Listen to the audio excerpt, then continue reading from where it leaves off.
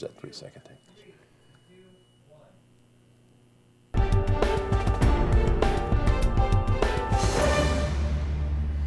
Welcome back, everyone.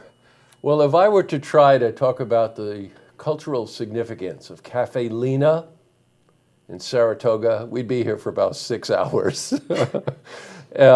Suffice to say that over the last year, there have been a lot of changes going on to preserve the historic nature of it, the feel of the cafe, but also to introduce some new changes to it.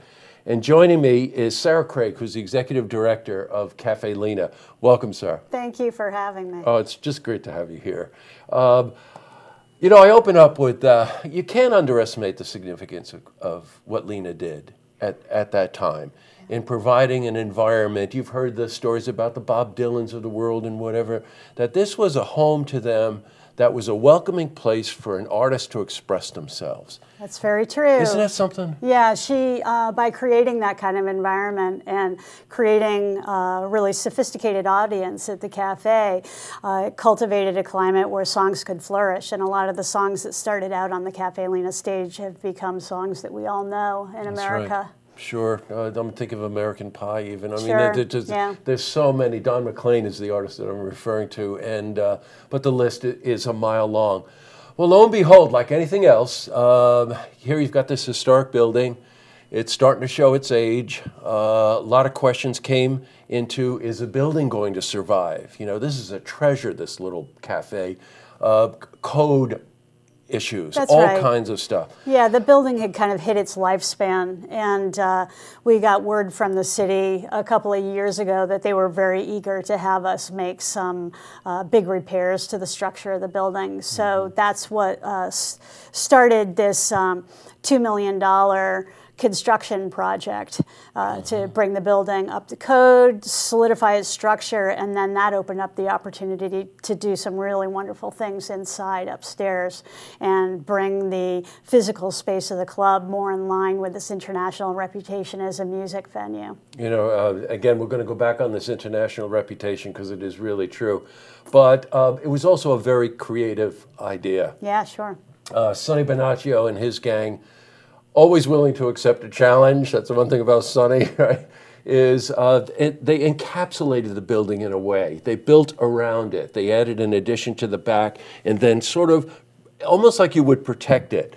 You know, Yeah. they built around it. And the changes they made inside were minimal in a sense to preserve the sensibility of the club, but also some nice changes. Yeah, really beautiful changes. We worked with Frost Herf Architects in order to design the facade of the new building, but also to design the changes inside Cafe Lena. Really great company here in Saratoga, and got a plan that just seemed so logical and perfect once we hit on it.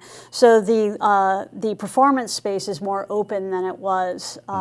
There's a little bit more space between tables, a little bit of a higher ceiling, and it's an open square now.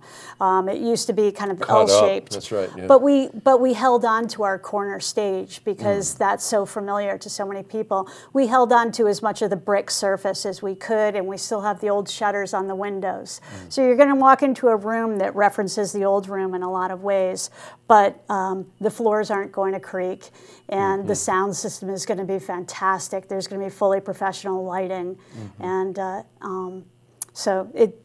going to be a separate lobby for people so that you can come up and not worry about interrupting the show. Yeah, walking right into the performance, exactly. right?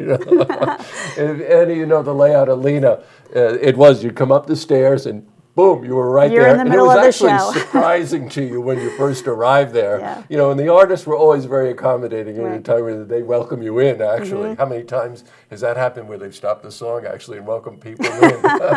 But, you know, some of the things you're talking about, the shutters, the wood floor, you know, these are things that add an acoustical property to it. People referred to Lena a lot of times like you took a loft and put furniture in it, but there was something charming about that. There was something inviting and intimate about that setting that really worked for the artist and the audience. You know, they were like you and I are sitting here. with each other. So I'm glad that the changes are minimal, and you brought it up to code too, right? Yeah, we did. Everything's up to code and it's going to be 100% handicapped accessible, Great. which was super important Yes, to you're us. right. Yeah. It just felt like the right thing to do. It's something that's been missing forever. And when you're a second floor performance space and you have people bringing drums and bass amps once in a while, it's really super nice to have an elevator. So we're going to have an elevator, but that actually won't be ready until late spring. Got it. Now we've got some great announcements to make.